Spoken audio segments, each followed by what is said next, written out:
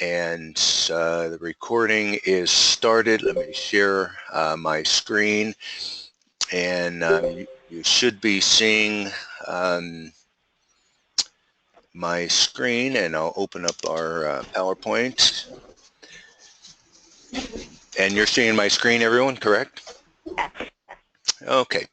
And so here we go. All right, so let's begin. And welcome to the December 20th call, 2016. This is our second call for the month, and I've invited new people to join that are not a part of the group, as I sent this out to my database. So, what this is a call about personal excellence, performance excellence, and it reinforces our food plan. It reinforces our wellness program. And so it's the way that we reinforce the staying in maintenance and the wellness program is by performance excellence. Let's see, I'm reading some of the chat and I hear some feedback. So what I'm going to do is I'm going to mute the call. Not quite sure who has the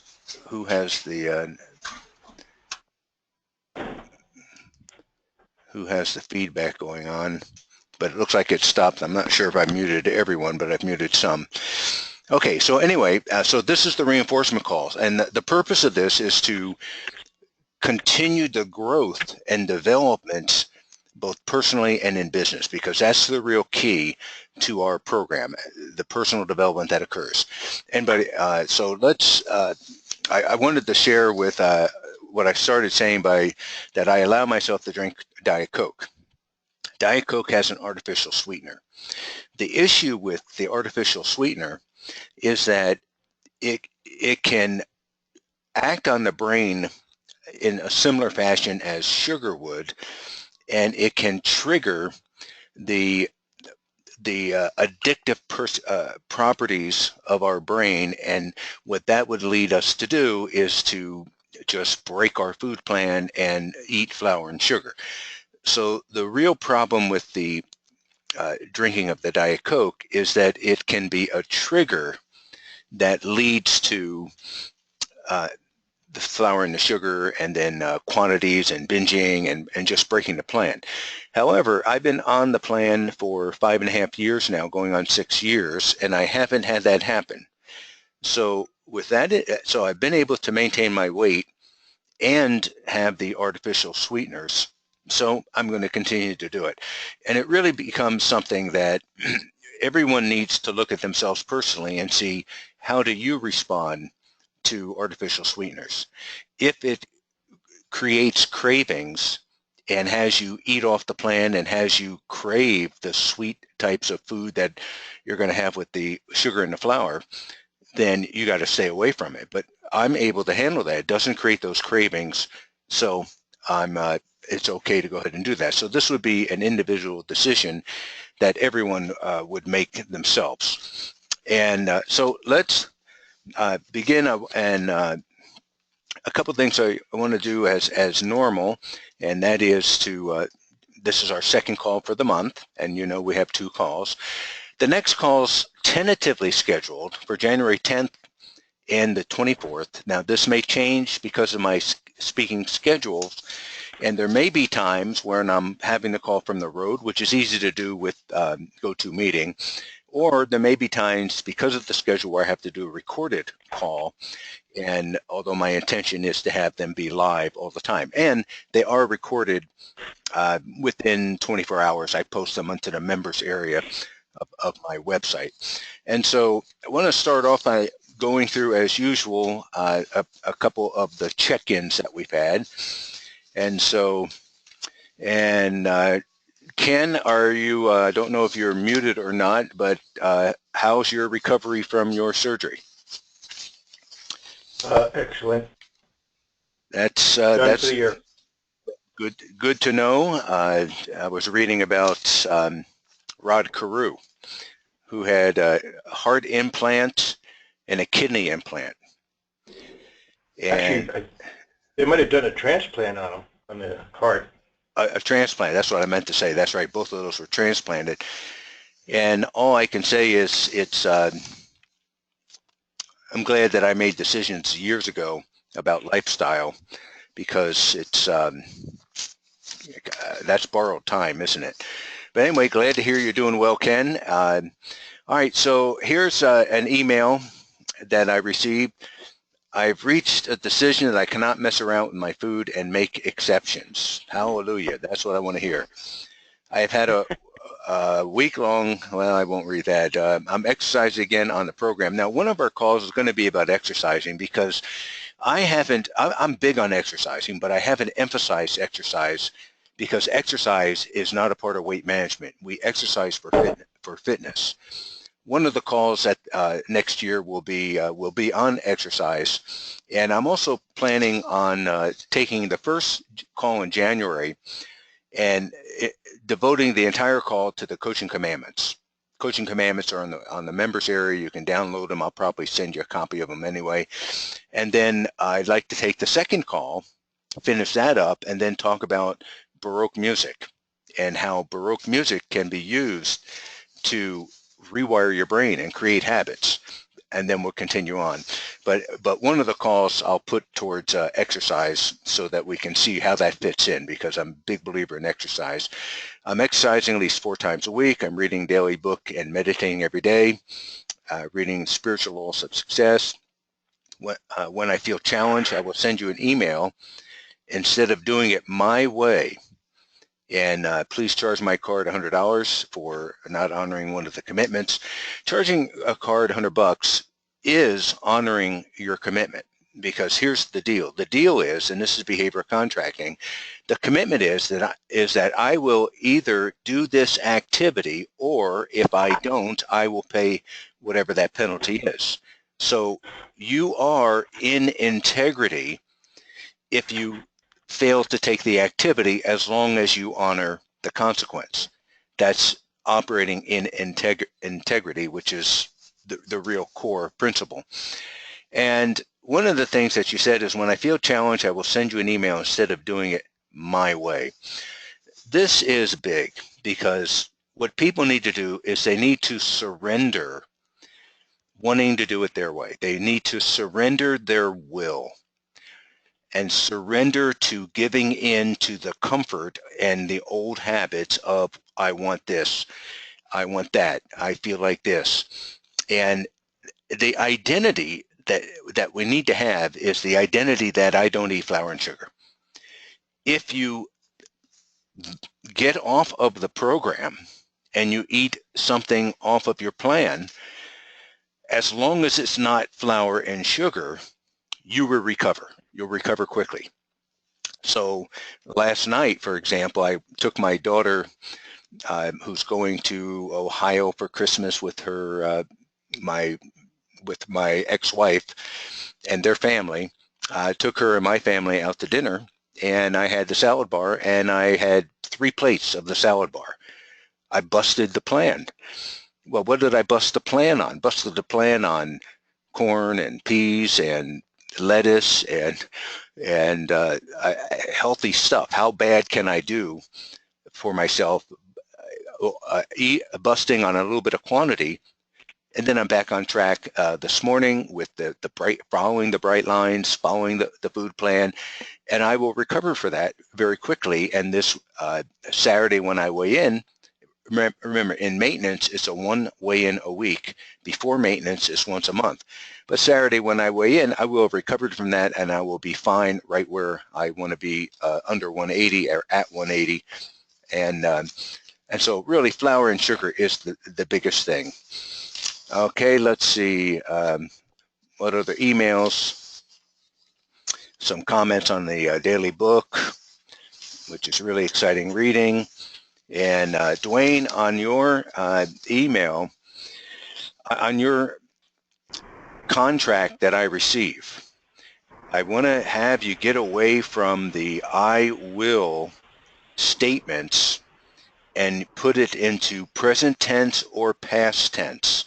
And what I like to do on the contract is just say, I exercise 40 minutes per day, 4 days. That's the commitment, because it makes a difference when you say I will exercise to I exercise or I have exercised. It's affirming the activity. I will exercise is sometime in the future. It's a subtle thing, but you want to get out of that habit of using the future tense and use present or past, which reminds me, past, present, and future, walked into a bar. It was tense. That was pretty good. You can use it. You can use it. But anyway, That okay. was bad. All right, so I've got more. So you know why the French eat. You know why the French eat so many snails? The answer is because they hate fast food. So those are things you've got to know. So what I'm going to do is I'm going to get out of this. I'm going to share 2 of the daybook talks, daybook concepts. So let me pull that up, and here it is. Okay, so very quickly on this one, this is the December 19th, yesterday's, and I just want to focus on this, nature versus nurture. We've talked about this. This is one of our calls in our archive about the research done by UCLA neuropsychologist Stephen Cole, where he says that we are not subject to our genetic makeup, to our DNA. If you're viewing this, you can see my bookcases behind me, and all those books. Let's say that those represent my genetic code. Well, they're not going to affect my life unless that they produce proteins that upregulate or downregulate, that open up those genes and express those genes. And my behavior will dictate what genes are expressed. And so we're not, and this is done by twin studies. You can see this in twin studies where identical twin studies, they have the identical DNA. And if they're raised apart with different environments, different behavior, you have 2 different people with completely different characteristics. And so there's lots of research that says, that supports that it is our lifestyle and the behavior choices that we make that influences the genetic coding that we have about what gets upregulated and what gets open and what gets used. So it really does come down to choices and environment. So keep that, that's what I wanted to emphasize. So keep that in mind in terms of this program is a behavioral choice program. And so, and I love I've been paying attention to and noticing the resistance that people have and the resistance to change. Now, we've talked about in this program, the resistance. I've defined why there is resistance to change. And we know it from a genetic coding principle of homeostasis, that we are genetically coded to stay the same, and the body is designed to reject anything that's foreign, whether that's a thought or whether that's tissue in the bloodstream. It's definitely designed to reject that. And so, but the other thing is that and we've also mentioned this before, that we have 5 times the amount of neurons dedicated to seeing the negative. So we're designed to see that. And it's our design to seek comfort that just resists change so much. And so we need to do this. What we need to do is to automate the behaviors that we want to change, and we automate that with behavior contracting. We make commitments about the activity that we want to accomplish, and we keep on making commitments that are more painful than the perception of the activity until we lay down the neurological track that automates this activity, and then we do it automatically. We don't have to worry about making commitments to get it done. It's really absolutely brilliant the way that works. And it's one of these things, like Diane mentioned in her email, that you can have instant shift in your physiology by sending me an email, info@bobdavies.com. Tell me what the commitment is and have a penalty that's painful. So my weak spot is when I'm going to cook, because I have a tendency, what I do when I cook is I cook chicken and fish, and I cook hamburgers, and I cook steak. The way that I cook it is I cut off the pieces that gets cooked, and I throw that into a bowl. So I have a bowl of steak, and it's all cut up bite size. And when I weigh and measure, bite-sized pieces. And the problem is that I eat while I cook. And if I don't make a deal, it's called an emergency action plan. If I don't make a deal and put out to the universe by an email to my coach or an email to one of the clients, no eating when I'm cooking tonight, or $100. And I've put out maybe 10 of those at one time. So that's a bite is going to cost me $1,000. And instantly it shuts it down. It just shuts it down. It changes brain activation, and it makes it easy. There's no negotiation. I know I'm not eating while I'm cooking, so it's easy to do. And so that's an emergency action plan. Send an email to somebody and just have a painful penalty to that you will honor. Okay, just a note here. Here's where I put the day and the year. And I just keep on doing this because I'm in my third year now through this book, as everybody who's been with me from the beginning should be. And you're a different person, year 3, reading the same concept. One more concept before I get into what I've planned today, and that was today's call, December 20th. And I want to review these because it speaks to me particularly today. So create and pursue SMART goals. Now, SMART, that's old: specific, measurable, attainable, relevant, timely. But it's a matter of the reality of goals that we have, and then our orientation for the goals. Once we set a goal, we need to change our orientation to the process, not the product, not the end result. And in the study of elite performers, this is common for all of them. They have a focus on a short-term period of time, and they are focused on the process. The process would be the activities, particularly daily, the routines, the habits that we need to have. And not almost, always, the execution of the process will lead to the accomplishment of the goals. But it's got to be the process that we focus on, not the big long term and not the results. We focus on two things: the right activities and what do I need, how do I need to be thinking?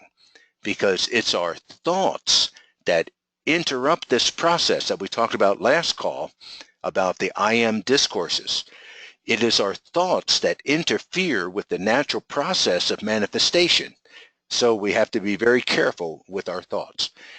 Take decisive. So this is what 12 things successful people do differently. Take decisive and immediate action. Knowledge and intelligence are both useless without action. Focus on being productive, not busy. So working smarter, not harder. I have a little bit of a problem with that myself. I have a tendency to be a heartaholic, particularly with these programs here, because it takes quite a bit of time for me to develop this. I'm constantly in research. Every day I'm researching during my workouts, constantly in research, constant reading, constant viewing videos. And I have a tendency to overwork on the plan of these webinars. There's got to be a point in time where I say this is good enough, because it could always be better. So being addicted to perfection is not a good sign. But anyway, focus on being productive, make logical, informed decisions, think things through. This is our concept about creating a space before we react. Stimulus happens, and through our emotional regulation, which I'm going to talk about today, the specific techniques of emotional regulation, we create a pause. We create a space before we react. Progress, not perfection.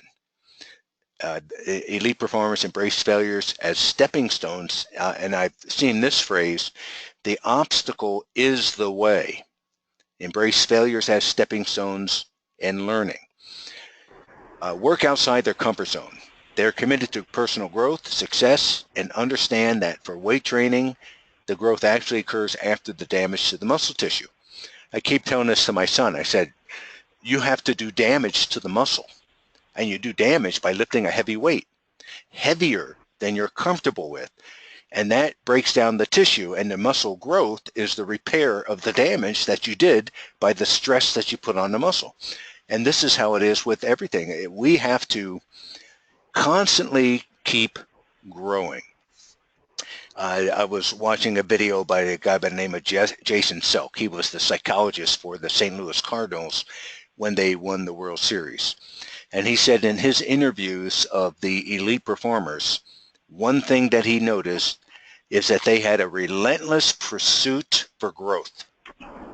And then I think back to probably the most, I've had the opportunity as a coach to coach elite athletes. I was a coach for Damon Allen, who is Marcus Allen's brother. Damon Allen was all-Canada quarterback. He was on our team when I was coaching. Mark Collins was a defensive back for Denver Broncos. Probably the most intimate experience that I had was with Jeff Blatnick, who won the gold medal in Greco-Roman wrestling. And I was his coach when I was in graduate school. And I say I was his coach. The reality was he beat the hell out of me every day, and I have a shoulder to prove it. But anyway, it's when you look at what they all had in common, relentless commitment to improvement. It's tough to find people like that. You wouldn't be coming to this call, you wouldn't be participating in this program if that wasn't a part of your personality as well. So this relentless approach, this relentless commitment to improving and learning. Keep things simple. Rather than evaluating every last detail of every possible option, make a decision, pick one, give it a shot. Don't be paralyzed by analysis. Focus on Kaizen, making small improvements, creating inertia. It's the small steps. There was a study done where I don't have all the specifics of this, but a group of people were asked to put a large billboard sign in their front yard advocating some cause. I don't remember what it was. And they found that 80% of the people that they had asked to do this refused to do it. Then they started by just asking people to put the support of the cause, a sticker in their window. Just a small step. After they had done that, about 70% then allowed the big billboard sign to be put in their front yard. It was a small agreement that led to compliance to a larger agreement. So we want to get ourselves going rather than being paralyzed with small steps. And that's what we do. We take a sledgehammer to our goals. Visualize our goal as a big rock. We just break it apart with a sledgehammer and take action on one small piece at a time. And embrace measurement. Big part of what we do. They track their progress on a regular basis. Maintain a positive outlook. They manage their thinking. They are solution-oriented and take responsibility. I was just thinking about how important this is, how important it is. And I'm listening again to the I Am discourses. Remember, there's 8.5 hours of that.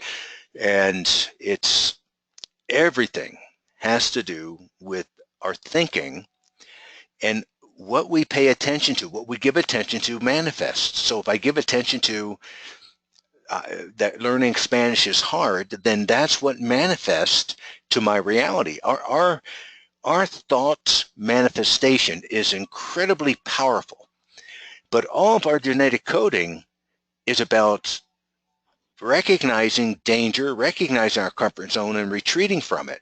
So this is something we need to constantly be practicing. And I love what the I Am discourses says. It says, this power will not intrude.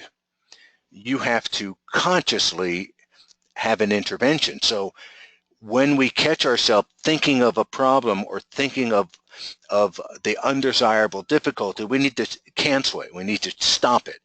My analogy is pull the alien off your face. Thank you for caring, but not for sharing. The Course in Miracles says, cancel when you have a negative thought. I have a technique called stop technique. You catch yourself thinking, you stop, and then you flip to an opposite point of view that compels the action. It is very, very vital that we maintain positive outlook. We guard our thinking. Spend time with the right people, and I love this application of this. You are the sum of the choices that you make and the people you spend time with. So take a look at how you're applying that in your life. And then the maintain excellence in all areas of our life: health, business, personal, fitness, enables them to reach full potential. So this is what we're doing. All right, so let me leave this. Let me get out of this and get back to the PowerPoint, and away we will continue. Bear with me just a second.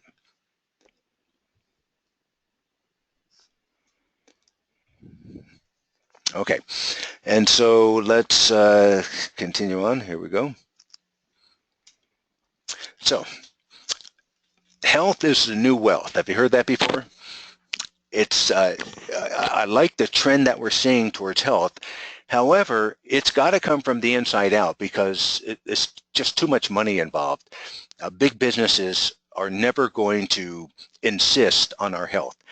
And it's not that big businesses are to blame. It is we are to blame because we keep buying the stuff. I'm as much to blame as anybody else. My family, we buy Fruit Loops for our son, and so we're just as much to blame as anybody. But I personally don't eat all that garbage, and it's not going to come from outside. The government is not going to all of a sudden say this is not healthy. We're not going to we're going to penalize companies that make this. So health is the new wealth, and so let's define elite performance. And I just went over this. If there's anyone on here from Capital Wealth Management, this is the only part of this that will be a repetition for you. But anyway, let's jump in, and we talk about peak performance. We talk about elite performance, and I want to look at a definition. And I go back in time to when I spoke for a real estate group in Canada, REMAX. At the time that I was speaking, they were the #1 real estate company in the group. And they brought across their stage, it was a awards conference before I was speaking, they brought across the stage their top producer who did 16 million, when the average was 1 million. Now, I wouldn't have brought that top producer across the stage who did 16 million. And the reason is this. What we know is that everybody has different sets of circumstances, and we know that nobody's circumstances are the same. No two people are the same. So to compare two people is dysfunctional. And somebody might have a low level of commitment, somebody might have a high level of commitment, but everybody falls somewhere in between. And so, but here's what's in common. What's in common is that this low-level committed person, the part-time housewife, the single parent of 2 school children, who said that she was going to do 3 million and she did 3 million, she has a level of commitment. And that $16 million producer has a level of commitment. Now, what I want to emphasize here is that's what they have in common. They have a level of commitment. Now, think about this. If you are in an office, you have different people in the office. They have all different circumstances. They have all different desires. They have all different levels of commitment. To compare them to other people just isn't relevant. The only thing that's relevant is my definition of elite performance is this.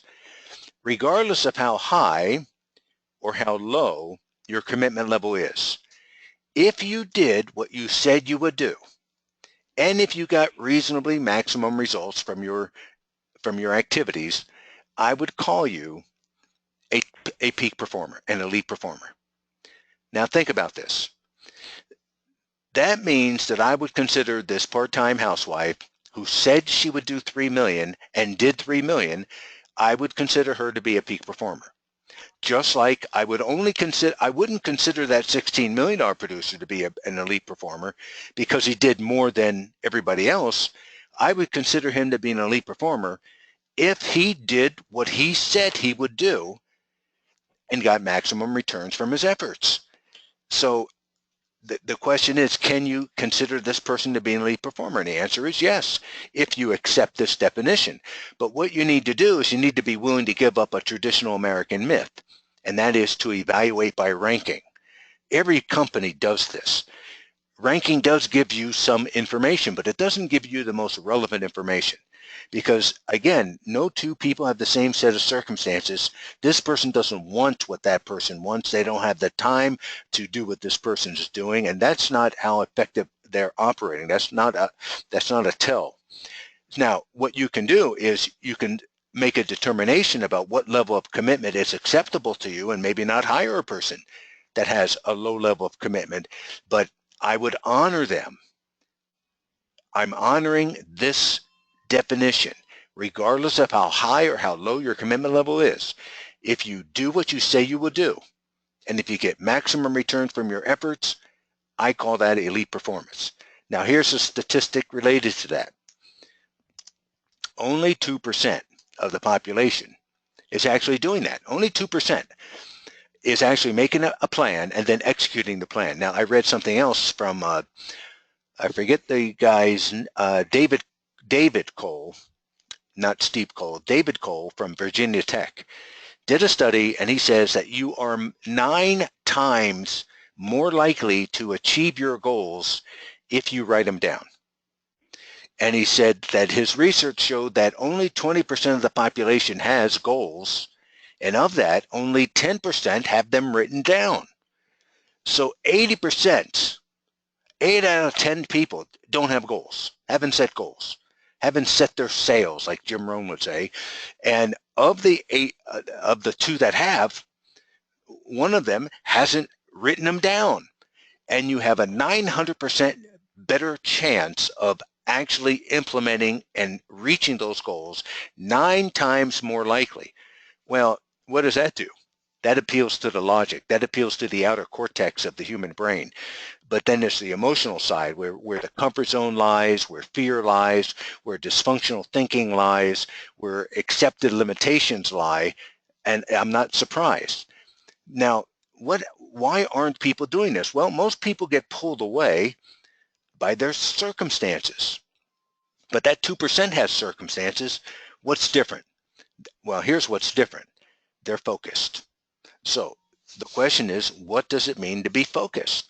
Well, people talk a lot about focus, but focus to me is simply you're deciding and influencing what you're going to pay attention to. And you always have front of the hand, back of hand. You have victim, you have responsible. Everywhere you go, you have both sides, victim, responsible. You're either paying attention to obstacles, and that would be problem-oriented, or you're paying attention to opportunities, and that would be solution-oriented. It's either or.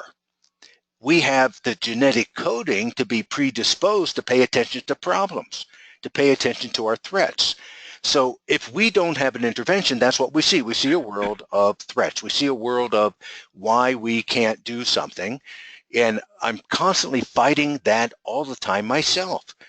For example, the marketing of this program, internet marketing of this, it involves a website, it involves landing pages, it involves Facebook, it involves all of these things that I constantly fight through. That's outside of my realm of understanding, outside of my strong suit, outside of my knowledge base. I got to keep fighting that and get that off. Cancel. Thank you for caring, but not for sharing. Get it out of there and take actions in the desired intent, and it's going to manifest. So anyway, that 2%. So focus is the ability to influence what you pay attention to. And it's to your degree that you can do that, that you are an achiever. So we know, and what we see only 2% can do that. Everybody can do that, but only 2% are. Most of the people get themselves locked right into mediocrity. Now, the problem with mediocrity is this, is that it's too easy to say, I'm doing just fine. Well, here's the problem. Remember we talked about the attitudes of the bell curve, that the bottom producers have given up. They see a world purely from a victim perspective. The average people are in denial. They're not looking for a solution. They think they're just fine. They don't think they have a problem rather. And then the peak performers are directly opposite of the bottom. They know they're good. They know they have weaknesses, and they're in constant striving, relentless pursuit of solutions, relentless pursuit of opportunities. They know they can be better. They know they need coaching. They know they need to compensate for their weaknesses. So this really describes the plight of the average. And when you look at this, what's the real problem? Now, you haven't seen this in a while, so I get all kinds of responses to this when I do it live. People will say, well, they have the round wheels, they have what they need already, and if they just put the round wheels on, they would go so much further, and even if they didn't want to go further, they would, because it would be so much easier, more effective. And that's true. But if you remember that truth is not relevant, the truth doesn't matter. The only thing that matters is, what are you paying attention to? So another group would say, well, they're both men. Well, that's true also. Another group might say, well, they need a horse. But here's the real problem, and it is counterintuitive. The real problem is they are moving that cart the way that it is. The way that it is. Have you heard this phrase, good is the enemy of great? They are, here's the cancer word, they are satisfied. They're doing just fine. And then they look at that, so they're sitting here, they might be sitting right there at the far top end of mediocrity. Not quite an elite, but they're doing just fine. They have a mortgage on their home, but they're paying their bills, they're making a lot of money, and they look at this and they compare themselves. They're doing better than, look at that portion of the society they're doing better than. Yes, there's some doing better than them, but look at all that they're far superior in terms of the results they're creating. So it's just so easy to be comfortable and justify, I'm doing just fine, when what they're really doing is pushing up against their comfort zone and then retreating. Where life fulfillment is on the other side. It's beyond, see, what goes right in here is fear. What goes right in here is genetic predisposition. And the other side of fear is the true fulfillment. And that might mean getting outside of your own needs and having a service for others mindset. And it's really something that first we've got to have the want to, and then we've got to have the thought control, because that comfort zone is strong and it's going to try to convince you that you've got to retreat. Anyway, I sent you this as a second email and an attachment. And if you didn't receive it, it has a picture of the cart and it has the wheel. If you have this in front of you, what I'm going to ask you to do is to take a look at the shape of your wheel. So what you have here is you have 0 to 10, and you can, if you don't have it, you can just approximate this by drawing a circle and making the circle in half one way and then in half the other way, and then cutting that in half, again cutting that in half, and then you'll have all the blocks. So you have, what you have is 0 to 10. Nobody's a 0, nobody's a 10. Where are you in personal growth? Not compared to somebody else, but compared to where you want to be. Just put a tick mark. And let's see, where did I put my first? So significant other. You can define what this means to you, but I put 7 or 8 in terms of my relationship with significant other. Personal growth, I just mock this up. It's not me personally. So let's say somebody's a 5 or 6. Fun and leisure, let's say they're down a bit, they're overworking. Home environment, maybe 6. Career, let's say they're 4.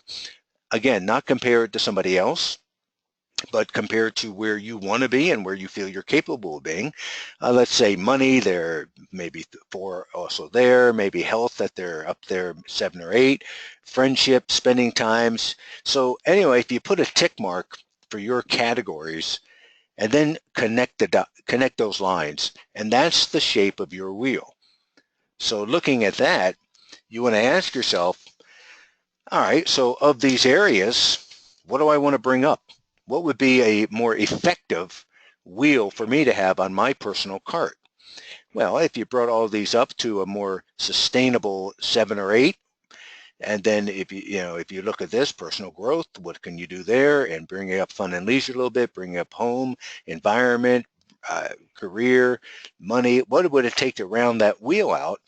And I like to simplify and go to 3 lines like this: health, business, and personal. And so if you do this, also if you're taking notes, just go ahead and do this. Where would you rank yourself? Again, not compared to someone else, but compared to where you're capable of being. And let me give you a second to do that. And while you're doing that in health, business, and personal, I'm going to go turn my heat off. Hold on.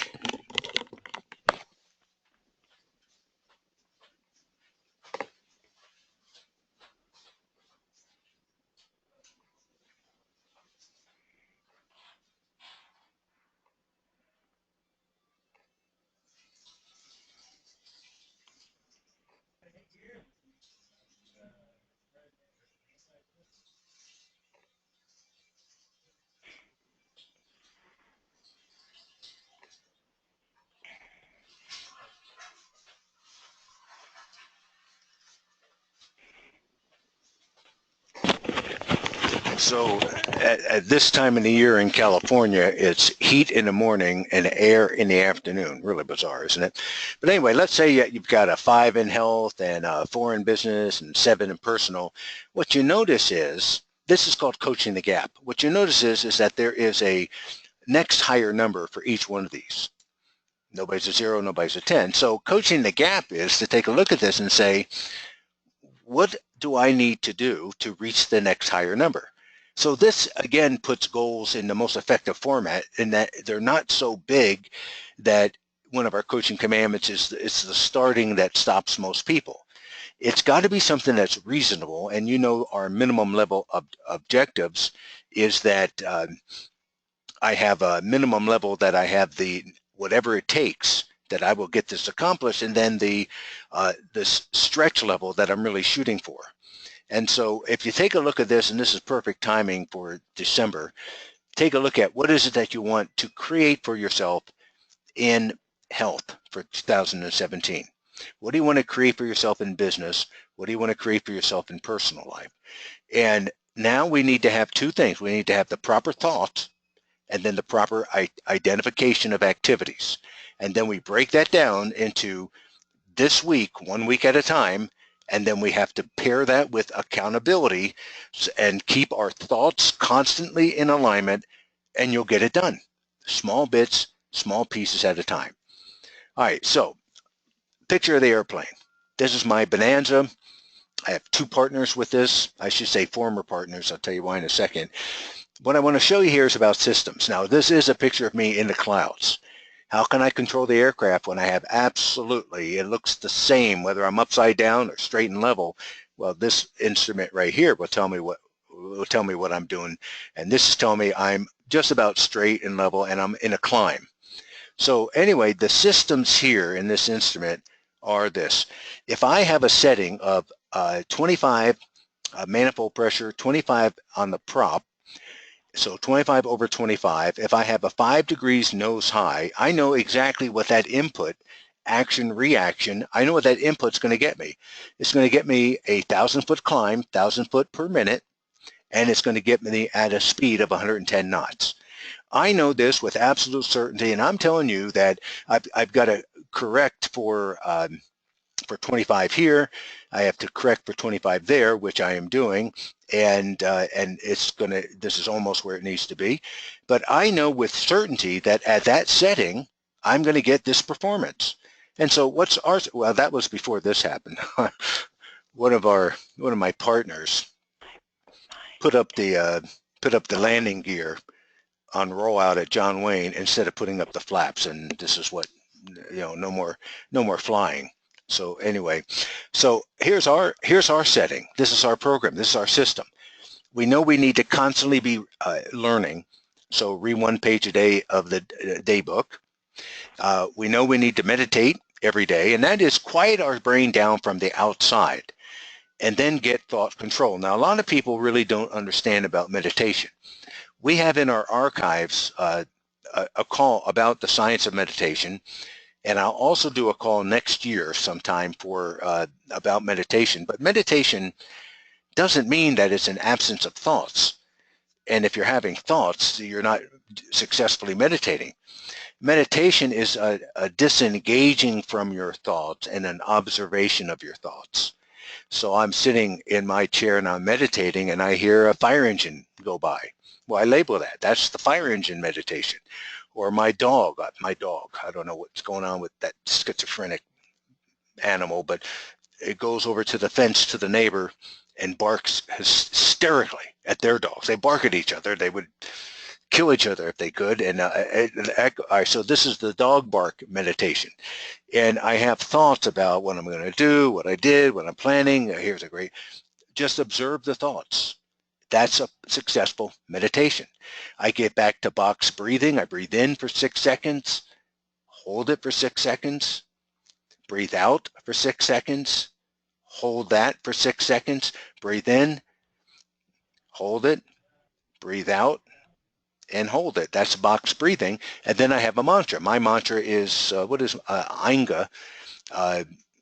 Om, any kind of a mantra sound like that. I am is a mantra. And that just focuses, anytime my thoughts are just chattering in there, I just bring it back to, I bring it back to my breathing and then to that mantra. So we're doing transcendental meditation. We follow the food plan to your degree of commitment. I'm basically all in. We precisely plan for every week, and these are some things that you can use. On the coaching website is an automated behavior contracting program. If you want to, there's an option of a breakfast-only fast the day before your weigh-in. And that a fast reduces the insulin growth factor -1, which is a hormone that creates excess growth of cells, and that leads to aging. Our program itself is a fast. We fast in between meals. When you have a feeling, it's most likely anxiety and not hunger. You're never going to die from hunger in between meals. So we're fasting in between our meals. All right, so let's go and jump right into, for the next 13 minutes or so, the user's manual for the brain. I spoke to a group once, and I was speaking for an evening program. I was going to do my attitude stuff, and then I was going to do my normal behavioral stuff for the program in the morning. And I started off by mistake by saying this: our goal is that your life is empty and meaningless. So notice how you respond to this. They got mad at me. I said, oh my, they're getting mad at me. What do you mean my life is empty and meaningless? I have a purpose. I do. Well, think about this. This is the goal of emotional regulation, that everything in our life orients from neutral. We give it meaning. So what does this mean? When I'm in a live program, I get people that say, well, it means togetherness. It means love. So I say, well, where do you see love? Where do you see togetherness? It means world peace. Where do you see world peace? The only way you can see, what we do is we make up stories. We are genetically coded to come up with a narrative and explain. And this is how we make sense of our universe. Only way you can answer this is, I see a black boy and a blonde girl. The boy has dark eyes and the girl has blonde hair and looks like blue eyes. Her arm is on his shoulder. His hand is on her. That's the only thing you can say about what does this mean. You can't say it means anything. So here's the scenario. Look at this. Do you think it would be difficult for you to navigate this? Great example of what our brain does. This would be outrageous. Can you imagine how paralyzed you would be? And what would, actually, the reality here is that this is a really easy, simple thing to do. It's easy to do. Gravity isn't a factor. You got a chain there anchored into the wall of the rock. You've got perfectly perfectly stable boards that have quite a width that this is fine, it should be easy. But can you imagine doing this? How many of you would be freaking out about it? And this is like, can you imagine when I skydive sometimes, uh, one guy in a crowded plane, one guy sits next to the door, and in the summertime we open the door. Well, can you imagine? And there's no freaking out. Or if I'm sitting right close to the door, there's no freaking out. But can you imagine doing that without a parachute on? Oh my God, what's different? You're sitting next to the door. What's different? What's different is what's going on in your mind. Check this out. Write down the word, the phrase, I am powerful. Just go ahead, write that down on your notes. I am powerful. Now, what I want you to do is I want you to stand up and bark like a dog 10 times. So I hope I'm not hearing anybody do that.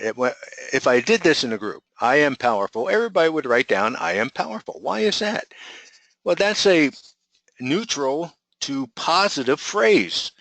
It doesn't stimulate the limbic area of the brain. But stand up and bark like a dog, what does your brain do? It immediately goes to see this as a threat. And it goes to a stored neural network in your brain when you were embarrassed, and you formed a rule, a law that said, I must never be embarrassed. You remember it has projections from the neurons are projected to the hippocampus where you have memories. They're projected to the limbic area where you have your feeling, and then they project back up to the cortex, and you just basically say, not going to do it. It's just a different representation, a different internal representation. And the key for peak performers is to be able to change that representation and to be calm in this kind of a circumstance. To be calm, even though you can say logically it's very safe, but what's your brain going to say? Your brain's going to say, I'm going to die. Look at this. You would have to be calm and you would have to be focused to be able to do this.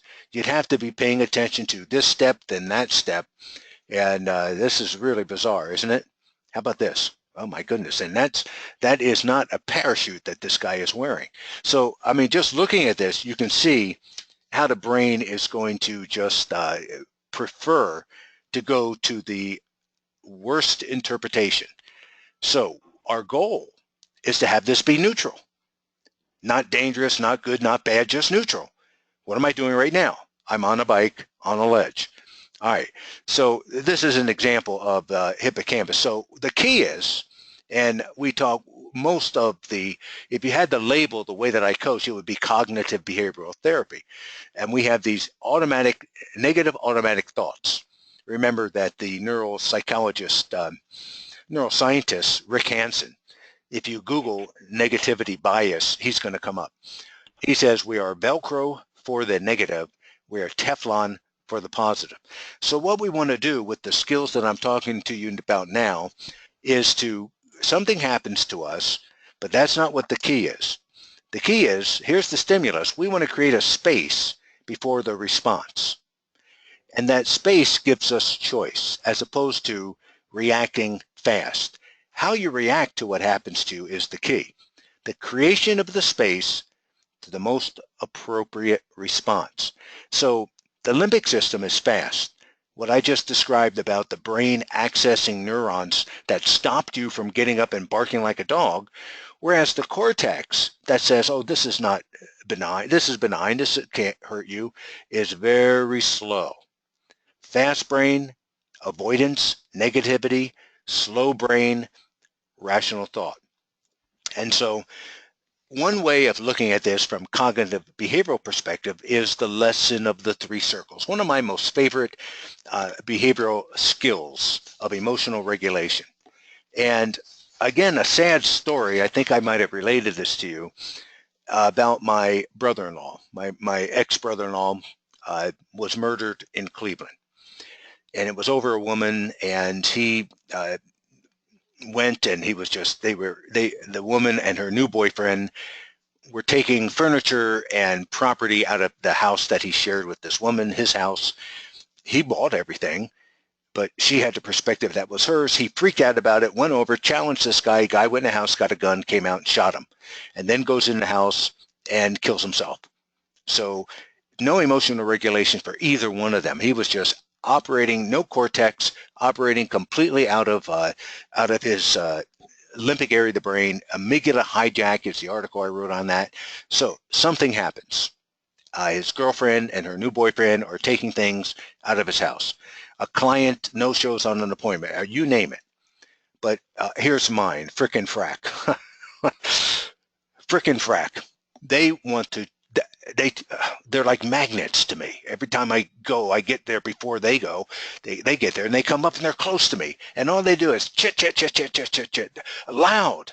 And I'm not happy about this. I am not happy about this. I'm watching a video. I can't even hear the video with them. They're so loud about it. But the key is that something happened. What happens is that they are talking. It's not that they are talking, it's how I'm responding to it. I give it meaning, and I live my life as if my story was true. And the meaning that I give it is that, don't they realize they're completely oblivious to somebody else? There should be a quiet zone. I mean, this is very frustrating. It's all self-imposed. It's self-imposed. And if you look at this, well, we are designed to look at this and have the worst possible interpretation, that it is a life-threatening, life-ending tiger that can kill us. We can be wrong about that and still survive, but we can't be wrong about this and have it be that and survive. You only get one chance to be wrong if it's really a tiger, but you can be wrong and survive that if it's not. So we have, naturally, it makes sense that we would have 5 times the neurons to see the negative. And so my natural reaction is to get angry, get upset, well, I avoid them like mad, but anyway, let's say I think they're somewhere else and all of a sudden they show up. I caught myself once and I'm saying, see, taking responsibility. What am I creating here? I'm creating frustration. They're not doing it. I'm doing it. How am I doing it? By the meaning that I'm giving to what they're doing. So what if I were to say, well, I can choose my focus. I can use attention neurons and I can pay attention to the video. And how about some gratitude? How about some appreciation? How about focusing on how lucky I am to be able to exercise and how great it is to have the freedom that we can operate in the United States without fearing a bomb going off or a gunman coming into the gym. And what about the opportunity for business that I can focus on all of these things and just say, well, isn't it nice that they're exercising and that they're having a good time? So it's not that you're on this ledge, it's how you're perceiving it, and we have control of that. All right, so I'm going to stop here, and this tells me that we may not get to coaching our coaching commandments on our next call in January, because I want to finish up this. Repetition is absolutely key, but this one right here, if for the rest of this year and going up until our next call, if all that you were to do is to exercise the 3 circles, something happens, and just challenge the meaning and the story that you're making up. And then change your story. Change your story to a story that's more peaceful for you, that gives you heart rate variability, that's not frustrating, that's calm. And then, because you're going to live whatever story it is that you make up. So my challenge to you is to take responsibility and to accept that everything that happens to you is meaningless. My life is empty and meaningless. It's empty of meaning until you give it meaning. And if you do this, if you just challenge, you don't have to believe your thoughts.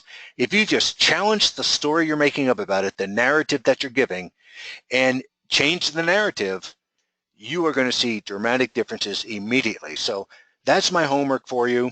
And I want to wish everyone happy holidays, and we will see you on the next call. Remember, every week, send your prep in, keep on the practice, keep on the program.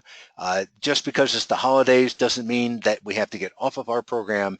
It is, watch our thinking. It's easy and effortless to get off, to stay on the program. And so thanks so much, everyone. and we'll see you on the next call. Happy holidays.